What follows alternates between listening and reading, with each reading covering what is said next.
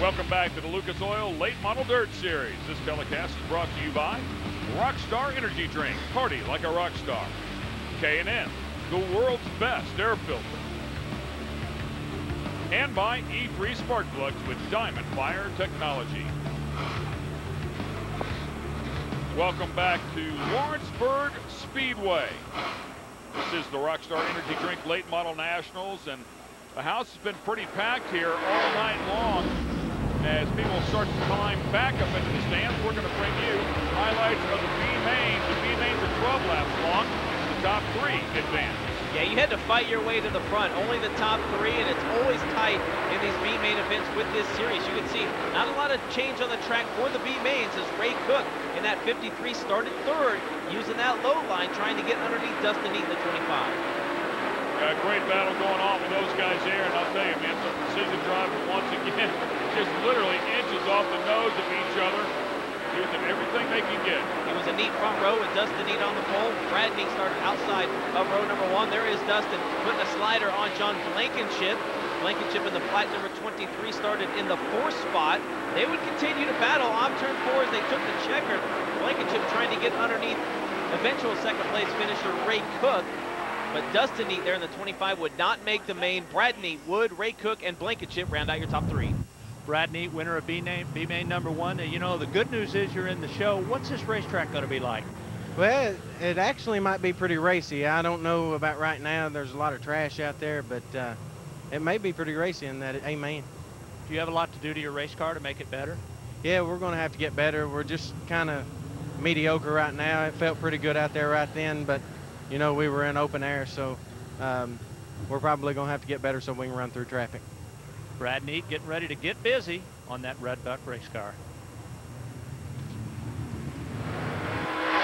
Excellent job for him, winner there of that B-main number 1. This is B-main number 2 to fill out the field.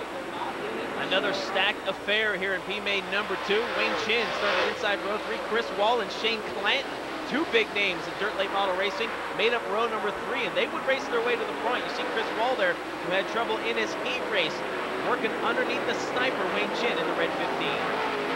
Yeah, Wayne Chin with a lot of smoke out of the back of that one as well. Looked like he was struggling with some mechanical issues, although the performance didn't fall off right away. Hung on for a little bit, and then eventually the 15 car would pull off the track.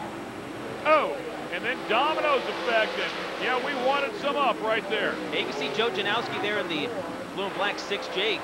Kind of a victim of circumstance, had to turn right to dodge a car and took out a couple other cars, so unfortunate, but the race up front would be exciting. Chris Wall kind of checking out again, starting inside row 3. Shane Clanton and Justin Ratliff going at it for a top 3 spot. Checkered flag came out, and the Intimigator, the best nickname in all of dirt late model racing, picked up his 3rd B-main win of the year. Shane Clanton and Justin Ratliff, the Rattler, would move on, courtesy of E3 Spark Plugs. The top 3 go to the show. Chris Wall, you've raced your way up through that B-main to the 1st place position. How are you going to do that coming into the A-main, working even more? The track's polished off. Looks like it's got a high groove and a low groove. Just seemed like we've been snake bit the last 4 or 5 weeks. Had a pretty good car in the heat race and blew a tire, and it put us back in the B-main. So we did what we had to do right there, and we just got to hit the ground running here in this feature. For the ApplianceZone.com sponsorship, what do you think it's going to take for you to gain the fan support and those points coming into tonight? Well, the fans have supported us excellent. Right now we're leading the fan vote, and right now we just need to get out here and win some race or get some top 5s and do good on the performance end, and I think we'll have a good chance at that 70,000. So vote 71, yeah. Well, Chris Wall looking for the fan support and those points tonight coming into the main event. He's always had a great fan following. In fact, at his home track, there's actually an Intimigator section there. So it's pretty cool to watch him come out and support Chris Wall. Well, we heard from our pole sitter. Let's go down to Dave Augerbright, who's now with the outside pole. Thanks, Ken. One of the challenges for any young racer here with the Lucas Oil Late Model Dirt Series is you're going against some tough competition night in and night out. It's a big learning experience. The student who's really done his homework this week is Tim Eisenberg, who's earned a front row starting spot. Tim, you got a prime starting spot here. What do you need to do now to get out front? Well, we just want to get through the first few laps clean, being a rookie in front of this whole field, but tire selection's huge in this Lucas Oil deal, and we're just hoping we got the right shoes on tonight. Indeed, Tim Eisenberg. Great starting spot. See if he can close the deal. Now let's hear from Kelly again, who's with last year's winner. That's right, Dave. The number 15B of Brian Burkhofer took home the win last year at Lawrenceburg Speedway. He's back here again on the outside of row number 5. Brian, you haven't had the best of luck this season, but coming into this racetrack, you've proven yourself as a successful driver here. Does that give you that extra boost of confidence? Well, I mean, we won last year, and we kind of maybe out-tired a little bit, so everybody learned from last year here, obviously. We're starting 10th. We weren't in the B main. That was a step in the right direction for this year, but I think we got a good car. We worked on some stuff, and we'll just see after 50 laps. I mean, it's a heck of a racetrack, and there's some more tire strategy going on again tonight, so we'll see what happens. Don't ever count that guy out. He is tough in that MV Customs chassis. So our field is set here for the A main. Take a look at those eyes for Tim Eisenberg as he straps that helmet on and is ready to take a crack. And who knows, maybe he picks up his first win here tonight as well. Of course, Dale McDowell would love to stop that. Maybe Tyler Reddick, that young man, can do what it takes to get out here and beat this incredibly tough field. It all remains to be seen. We've got a lot of racing yet to go with 50 laps, $10,000 on the line. Well, it looks like Earl Pearson Jr., 4-time Lucas Oil Late Model Dirt Series champion, pulling in the pits, possibly going to make a tire change.